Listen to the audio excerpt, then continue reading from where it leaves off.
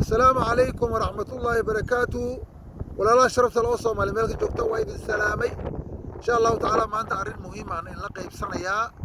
إذن كان فائدة إذن أنا كان فائدة إن شاء الله تعالى فيديو يشيد ولا شيء سو قاران مركا سبسكرايب ده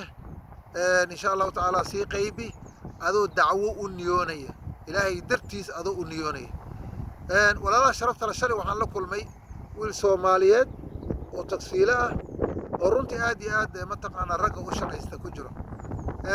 خير الله سيئة نكي وايس وريساني waxaan ku yiri dabaniyo caruurtii bal ka waran wuxuu yiri inuu bariyan dab caruurta kama warrami ninkan deewaan inaan aqaano wuxuu yiri inuu anigi iyo wadaadide kulli waa anagay kala tagnay waxaan ku yiri kala tag u dhib male laakiin caruurtaada ma ka warqabtaa ilaa caruurta waxay u baahan yihiin biil ay u baahan yihiin waxay u baahan yihiin tuushan ay u baahan yihiin aab ay u baahan yihiin ma ka warqabtaa baan ku yiri walaalkay wuxuu yiri inuu caruurtu iska fiican yihiin si lii sheegay laakiin bariyahan dambe lama xiriiri marka waxaan ku yiri walaalkay soo ma ogid adiga mas'uuliyad inuu naga saaray caruurtan dhalnay markaasuu yiri caruurta iska fiican alxamdulillah hooyadood guriga laga bixiyaa cayrtan waa qaadataa wax dhibba ma qabaan markaas waxaan ku yiri soo ma ogid gabadha hataa taajirada day tahay in biilka wili annaga ilaahayna saaray rag ahaan inuu annaga wili biilkana saaray oo ayadoo taajirad hataa biil ku waajibay soo ma ogid walaalkay marka weliba khaasatan caruurtan qurbay sii joogaanba marka waa nagay ugu dhahay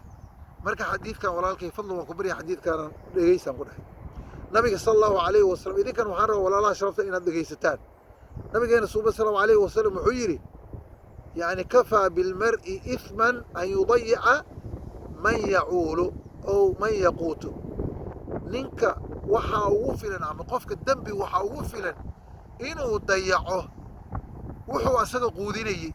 وحو بيلي إنه ضيعه انت هسا الدنب وفلا بقى هذا الدنب كلام سوبين انت هسا الدنب وفلا marka walaalkay nabigeena soo saada madina markaan de ayir iyo guri waa laga baahay waxaas maaha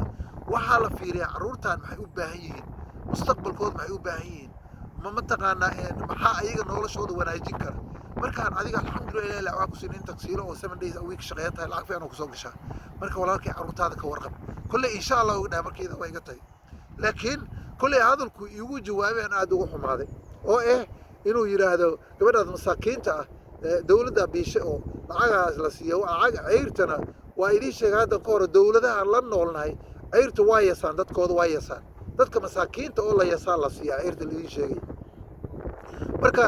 walaalkay waxaan ku leeyahay caruurtaada ka warqab markasta ani waxaan dhahay caruurtan qurbaha waa dulmiyihiin runtii waa dulmiyihiin laakiin dadkeena badana uma joodaan dadkeena badana waxay u joodaan kuwa gaajada u dhimanaya oo rafaadsan oo Afrika jooga kuwan gaajo iyo tawxiid yaa daran ani waxaan la taaganahay war walaalkay walaashay qurbaha ku nool tawxiid iyo gaajo yaa daran horta qofkaas gaajadu dhimanaya tawxiidku soo haystaa laa ilaaha illa allah muhammad rasuulullaah ku dhimanaya gaajaba hayso kan laakiin asoo ma taqaanaa firinjeer ku buuxo yaa kalimatu tawxiid la'aan u dhimanaya tee daran marka war caruurtan waa dayacan yihiin walaalahay ragga weliba khaasatan caruurtan u soo joosano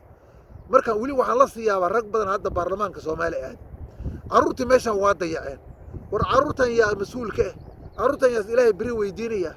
caruurtan adaas ku weydiinaya anaas weydiinaya hooyadaas masaakiinta ah digsiyaas uma ma taqaana wax u saartaa kaliya cidna ma weydiinaysa ani adaa la weydiinaa haddaad Soomaaliya dawladda dhisayso caruurtaada hore u kaxaysa walaalkay haddii kaloo ma taqaana xoogoo tabartaada yartaana alista balaan u hagaaji marka rag barkiisa hadda caruurtoodii ay ka tageen bedelkii la dhihi lahaa hooyada ani aan kaxeeyo oon dalka geeyo oo caruurtayda ani soo biisha uu dhihi lahaa asagii baa tagay asagii aba laga yaabaa qaarkood hooyada inay soo wacaan oo dhahaan ceyrta lagu siinayo walaashay waa ku ducoynaa boqolka oo iisoo tuub wax la yaab la waay marka walaalaha sharafta caruurteena waa dayacan yihiin war caruurtan qurbaha u soo joosana caruurtaana u soo joosana masaakiinta ah marka intaa markaan ka gudbo dardaarankayda aan kaga tagayaa oo aniga hadda ka hor dhowr jeer idin sheegay waa xanuunsaday xanuunkaadna qadarka ilaahay markii laga reebo waxaan aan iisa keenay waay leysinimadayda iyo cuntunkayda faraha badan iyo ma taqaanaa fadhiga faraha badan ay keentay iyo shaqada faraha badan qof kasta waa ugu digaa marka nabigeena sallallahu alayhi wasallam wuxuu yiri ku dardaarmaya ina linafsika calayka xaqo nabigeena long time buu ka dardaarmay arrintan laakiin annaga xoogo iska madax adag naftaada xaq bay kugu leedahay xaqeeda sii uu yidhi nabigeena suubani sala allahu calayhi wasalam ku salli nabigaada xaqeedu waa maxay cunto fiican cun biyo fiican cab biyaha caadiga aad u cab fizzy drinks ma agow lugtana badso markaas ida caafimaadkaada waa soo noqon hadda aniga saan u bilaabay alxamdulillah caafimaadkeeda waa soo noqonaya markaan kolley wax badan in la qaybsan doonaa laakiin hadda waxaan ka hadlayaa walaalkay lugey oo cunto fiican cun meeshaan qurbaa la joogaa carruuraan rabnaa muslimiina oo soomaali oo british ama amerikaana ama yurubiyaana ama kanadiyaana ama australia inaan soo saarnaan rabnaa oo soomaali ah markaa ummaddeena soomaali waa ummad fiican waa ummad diin jecel laakiin waxyaalaha aan ku mashquulin waxaa waaye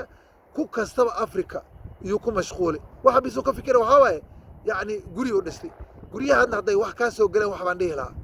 waxa bisuu ka soo galo waa sumcad yacni hebel intaasuu dhintay intaasuu gatay intaasuu yeeshay intaas bisaa kaa soo gelaysa wax kaloo kaa soo gelaya malama marka walaalkay fadlan carruurtaana u soo joogsanna annagana aysa soo joogsanna ilaahay subxaanahu watacaala na xifdiyo meeshaan mantaqa dhul qurba aan joognaa badan ku jirnaa alla subxaanahu watacaala tawfiiqna allahna waafajiyey intaasaan kusoo koobaya wassalaamu calaykum waraxmatullaahi wabarakaatu